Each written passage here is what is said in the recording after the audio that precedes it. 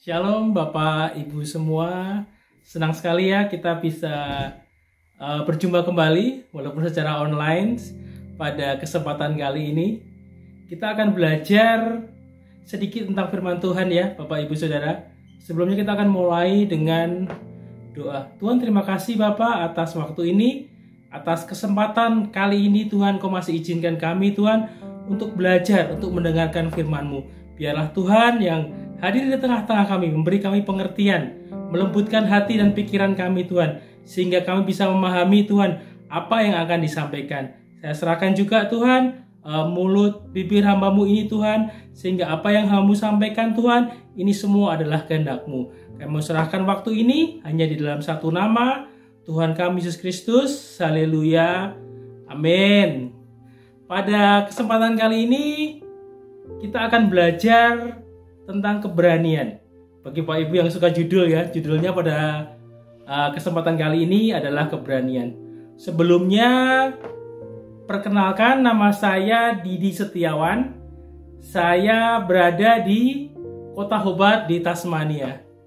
Jadi kalau Bapak Ibu ada yang main-main ke Tasmania, ya silahkan kontak saya. Kita bisa ketemuan sambil ngobrol, sambil ngopi. Demikianlah ya perkenalan tentang saya. Kita akan belajar di Yohanes 8 ayat yang pertama sampai yang ke-11. Saya bacakan ya Bapak Ibu Saudara. Tetapi Yesus pergi ke Bukit Yaitun. Pagi-pagi benar ia berada lagi di bait Allah dan seluruh rakyat datang kepadanya.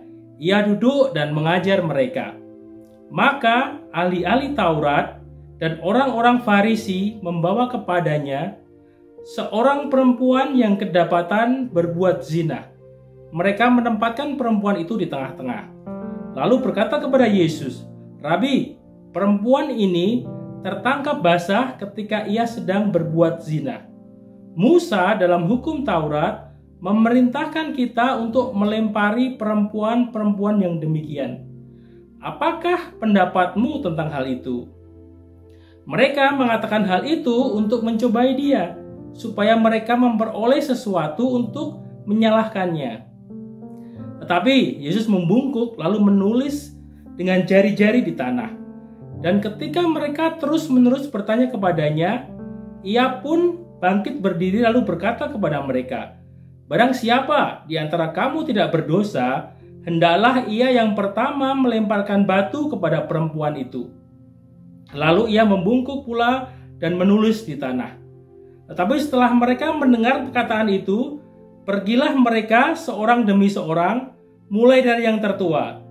Akhirnya tinggallah Yesus seorang diri dengan perempuan itu yang tetap di tempatnya. Lalu Yesus bangkit berdiri dan berkata kepadanya, "Hei perempuan, di manakah mereka?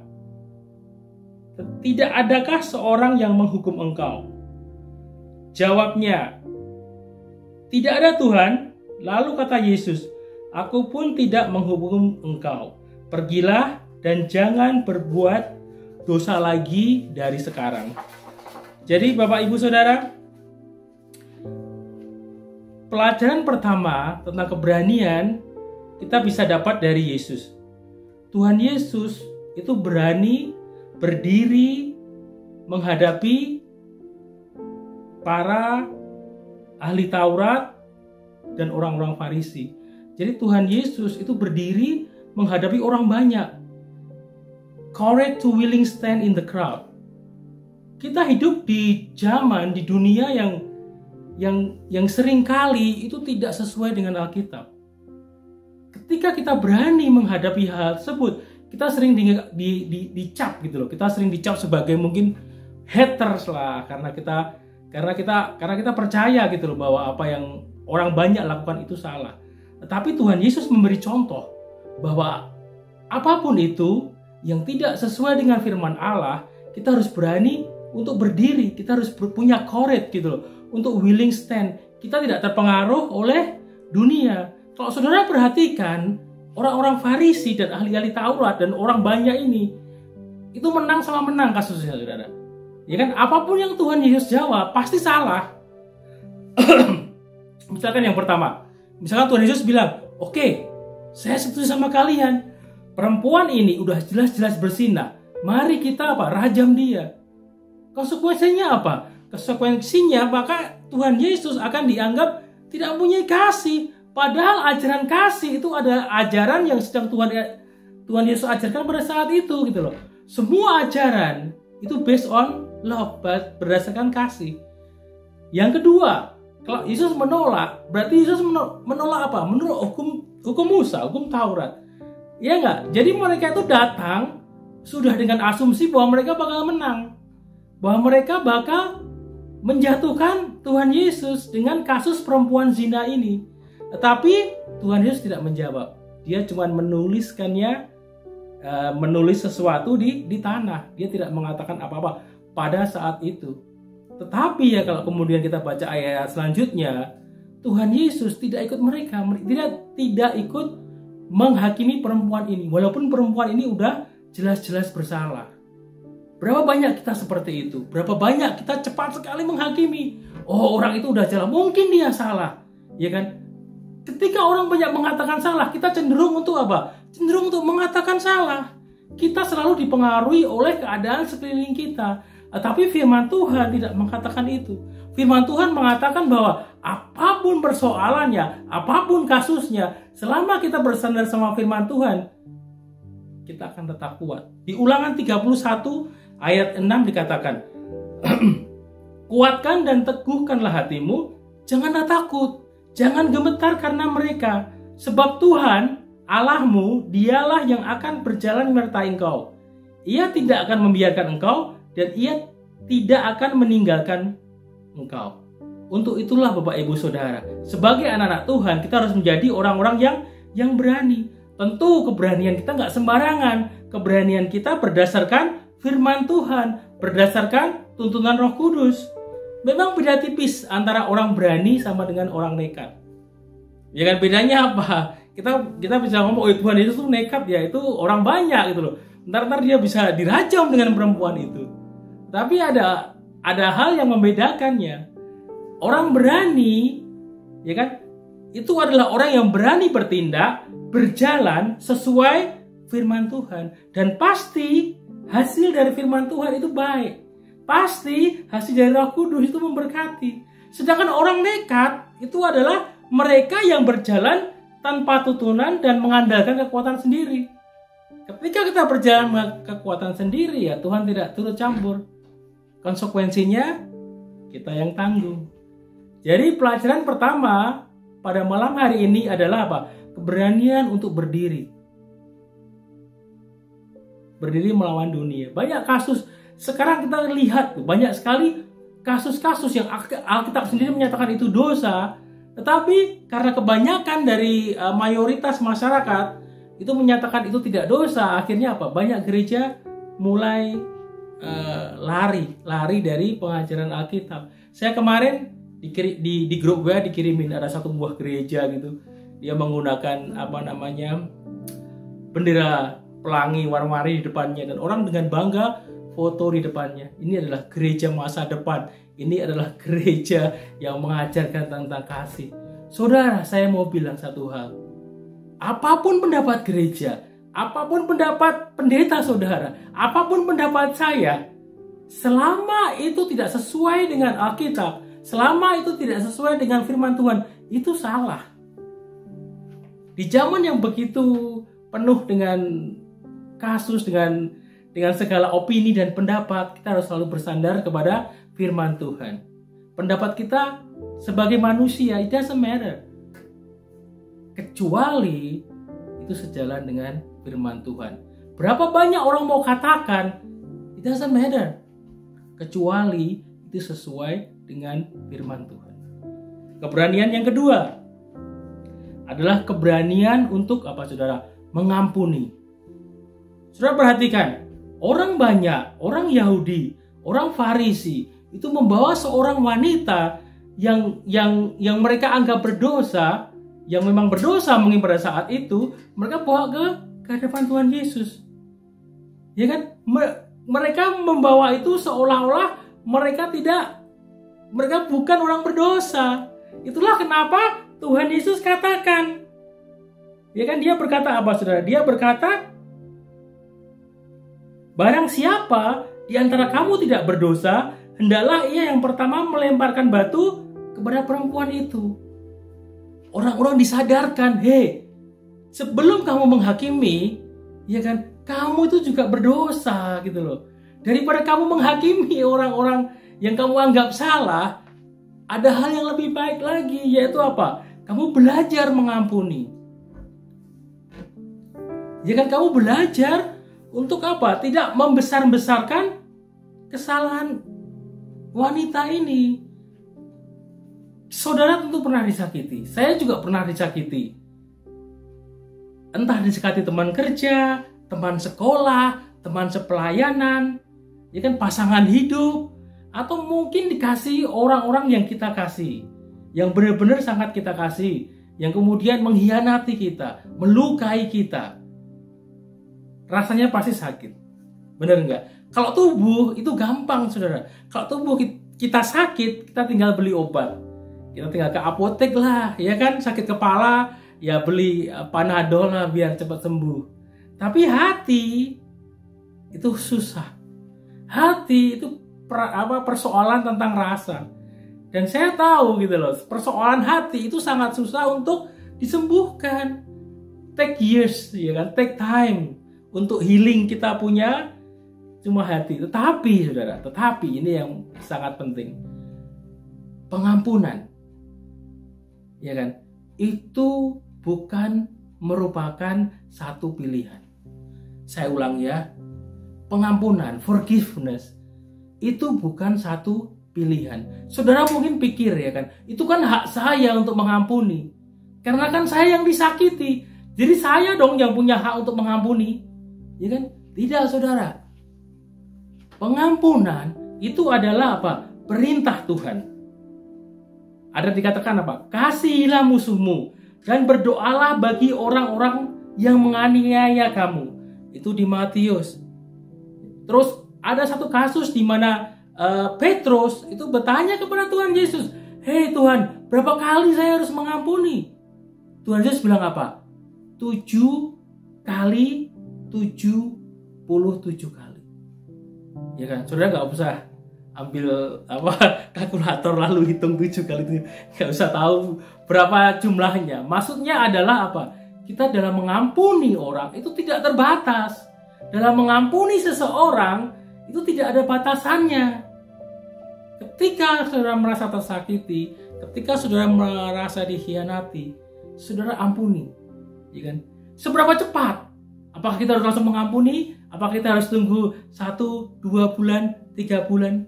Kuncinya di sini, saudara. Saudara mengampuni secepat saudara pengen Tuhan mengampuni saudara. Iya kan? Jadi Tuhan Yesus itu telah datang ke dunia. Dia mati di kayu salib. Dia disalib mengorbankan dirinya untuk saya dan saudara. Karena Tuhan mengampuni kesalahan saya dan saudara. Jadi ketika saudara masih belum bisa mengampuni, ingat saudara, Tuhan sudah terlebih dahulu mengampuni kita. Saudara bayangin, kalau saudara pengen tahu seberapa cepat saudara mengampuni orang yang saudara anggap melukai saudara, ya kan, malam nanti ketika saudara berdoa, ketika saudara berbuat dosa, ketika saudara berdoa, saudara tanya sama Tuhan, "Hei Tuhan, ampunilah dosa saya." Setelah saudara berkata semacam itu, saudara pikir lagi, seberapa cepat ya saya pengen Tuhan ngampuni saya. Kalau saudara mikir, saya pengen Tuhan ngampuni saya saat ini juga, ya kan? Ya ampuni orang-orang yang menyakiti saudara, ampuni orang-orang yang berbuat salah kepada saudara. Seberapa cepat itu? Jadi yang kedua itu adalah keberanian untuk mengampuni. Terus yang terakhir, keberanian untuk apa? Keberanian untuk mengampuni diri sendiri. Jadi kalau kita lihat bagaimana tindakan Tuhan Yesus terhadap perempuan itu, meskipun Tuhan Yesus tidak berdosa, ya kan, ia tidak mengambil batu lalu melempari perempuan itu. Kalau menurut perkataan Tuhan Yesus kan logikanya semacam itu, ya kan, orang siapa yang tidak berdosa? Jadi kan Tuhan Yesus berhak dong, kan dia tidak berdosa, dia melempari perempuan itu. Tetapi dia tidak mengatakan semacam itu. Dia bilang, "Aku pun tidak menghukum engkau. pergilah dan apa? Jangan berbuat dosa lagi. Artinya apa? Artinya bahwa Tuhan Yesus, bahwa Tuhan itu mengampuni dosa kita. Sudah seharusnya kita juga mengampuni diri kita sendiri. Caranya gimana? Dengan cara tidak berbuat dosa lagi. Perempuan ini sebenarnya adalah salah satu gambaran kondisi kita saat ini. Siapa sih di antara kita yang tidak berdosa? Siapa sih sebenarnya di antara kita yang layak, saudara, menerima pengampunan, menerima keselamatan? Tidak ada. Tidak ada satu orang pun yang hidupnya benar-benar suci, yang hidupnya benar-benar kudus. Jadi kita itu sebenarnya sama dengan perempuan ini. Itulah kenapa penting sekali untuk kita mengampuni diri kita sendiri. Ya kan? Dalam banyak pelayanan, seringkali saya bertemu dengan orang-orang. Ketika kita sama-sama melayani, kita biasalah ya, misalkan di Komsel kita tawarin, "Hei, kamu nggak mau melayani ini? Kamu nggak mau bawa firman ini?" Banyak orang berkata, "Waduh, saya sih sebenarnya mau ya, tapi saya belum siap, ya kan? Saya belum layak. Kehidupan saya masih ini itu. Kehidupan saya masih banyak yang kurang." Saudara, saya mau katakan bahwa Tuhan Yesus ketika Tuhan mati di kayu salib itu untuk melayakkan saudara. Sehingga saudara layak, sehingga saudara menerima keselamatan, sehingga saudara mampu untuk pergi menjadi terang dan biji mata Tuhan. Itu karena apa? Karena saudara sudah ditebus. Harganya sudah lunas. Kalau kita terus merasa tidak layak, berarti apa? Berarti saudara tuh belum ngerti. Saudara belum memahami tentang pengorbanan Tuhan Yesus. Ketika saudara merasa belum layak, berarti saudara tidak menghargai itu pengorbanan Tuhan Yesus. Jadi itu adalah bisikan iblis. Kalau saudara merasa tidak layak, setiap kita berbuat dosa. Tidak ada orang yang tidak berbuat dosa. Itu yang saya tekankan setiap kali. Saudara dan saya adalah manusia berdosa. Kita tidak layak, benar kita tidak layak. Kita tidak layak menerima keselamatan. Kita tidak layak menerima menjadi anak Allah, tidak layak. Apa sih dari kehidupan kita yang kita bisa layakkan? Ya enggak, kalau kita tidak berdosa melalui tindakan kita berdosa melalui kata-kata kita. Kalau kita tidak berdosa melalui kata-kata kita berdosa melalui pikiran kita. Betul tidak? Tapi ingat saudara, ada satu pribadi yang sudah mati buat saudara. Ada satu pribadi yang disalibkan gitu loh, sehingga saudara layak. Jadi jika pada hari ini saudara masih merasa saudara tidak layak, saudara masih merasa manusia berdosa, dan saudara masih merasa tidak layak untuk melayani, saudara salah. Karena apa? Karena saudara sudah ditebus. Keberanian yang ketiga, yaitu adalah keberanian untuk memaafkan diri kita sendiri. Jadi hari ini ada 3 hal yang kita pelajari. Yang pertama adalah keberanian untuk berdiri, courage untuk willing stand in the crowd berdasarkan firman Tuhan. Yang kedua adalah keberanian untuk mengampuni. Kita jangan terlalu cepat untuk menghakimi orang. Menghakimi orang itu gampang. Yang susah itu apa? Mengampuni orang. Mari kita sama-sama belajar untuk mengampuni orang lain. Dan yang terakhir, yang ketiga, itu adalah keberanian untuk mengampuni diri kita sendiri. Kita sadar bahwa kita manusia berdosa. Kita sadar bahwa kita masih banyak kelayakan. Tetapi Tuhan Yesus sudah mati buat kita. Tuhan Yesus sudah mengampuni kita. Dan kita bisa sama-sama belajar untuk berani mengampuni diri kita sendiri. Saya tidak akan kepanjangan firman Tuhan. Mari kita tutup dengan doa. Tuhan, terima kasih Bapak atas malam hari ini Tuhan. Firman-Mu telah disampaikan. Biarlah Engkau sendiri yang beracara Tuhan, sehingga kami mampu Tuhan untuk mempraktekkan Tuhan tentang keberanian yang kami pelajari Tuhan. Biarlah kami mampu melakukannya Tuhan dalam kehidupan kami, dalam pelayanan kami Tuhan, sehingga nama-Mu Tuhan terus dipermuliakan, sehingga karakter Kristus Tuhan terus tumbuh sempurna dalam kehidupan setiap kami. Kami mau berdoa Tuhan buat setiap orang yang mendengarkan firman ini, Biarlah Tuhan berkati mereka, biar Tuhan terus kuatkan mereka, dan Tuhan terus pakai mereka sampai Maranatha, Tuhan Yesus datang yang kedua kali. Kami serahkan Tuhan kesempatan kali ini hanya di dalam nama Tuhan kami Yesus Kristus. Haleluya. Amin.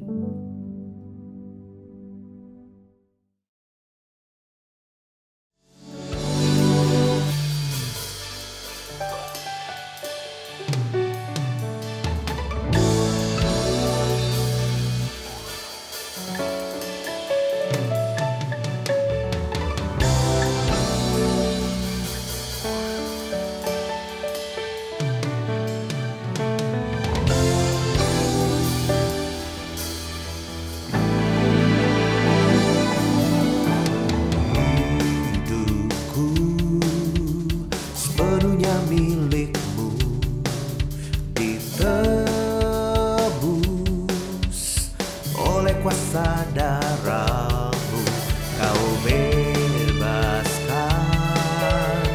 hidup yang terbelenggu. Ku milik-Mu, ku jadi milik-Mu. Bersuka karena Ku telah ditebus, telah bebas karena Tuhanku bersorak, rayakan kebesaran-Mu. Tuhanku berkuasa selamanya, selamanya. Tuhanku bersorak, rayakan kemenanganku. Tuhanku berkuasa selamanya, selamanya.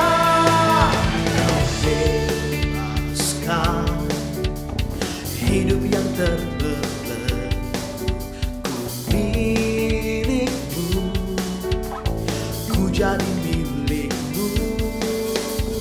Ku bersuka karena Ku telah ditebus, telah bebas karena-Mu.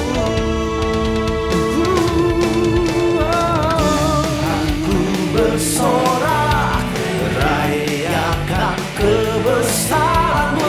Tuhanku berkuasa selamanya, selamanya. Tuhanku bersorak, rayakan kemenanganku. Tuhanku berkuasa selamanya, selamanya.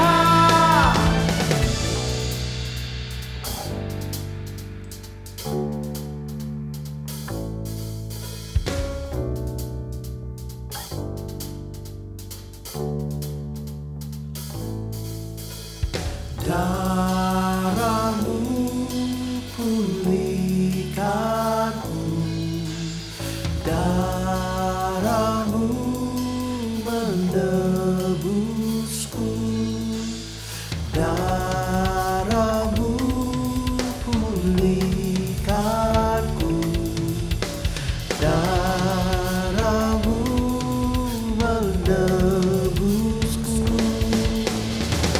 Tuhanku bersorak, rayakan kebesaran.